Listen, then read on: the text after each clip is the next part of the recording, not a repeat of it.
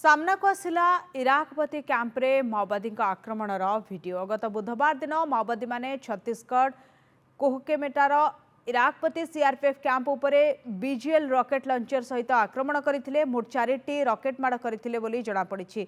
4टी रॉकेट्रु camp निकट में गोटे माड़ होइतिला। ए आक्रमण में कैंप सुरक्षित थिबा बेले जवानकर कौनसी क्षयक्षति होई नथिला। अल्पके बर्ती जाइतिले जवान। तेबे रॉकेट माड़र जवाब तुरंत देइतिले जवान माने। जवान का पाल्टा फायरिंग रे माओवादी माने छत्रभंग करी जंगल आड़े चली जाइतिले। नारायणपुर जिले में नक्सल कार्यकलाप क्रमागत भाव देखा जाउछि। निकट में पुलिस मध्य नक्सल को ऊपर आक्रमण करथिले। प्रतिशोध परायण होई माओवादी ए कांड भियाइतिबा कहा जाउछि। ए अंचल रे चलितिबा निरंतर विकास कार्य को नक्सल विरोध करी आसुछंती। इराकपति कुतुल पर्यंत कंक्रीट रास्तार निर्माण कार्य और समस्त ड्रेन ब्रिज और कलभर्ट निर्माण कार्य चली। हताश होई माओवादी माने जवान मानकु आक्रमण करने को बारंबार चेष्टा करुछंती।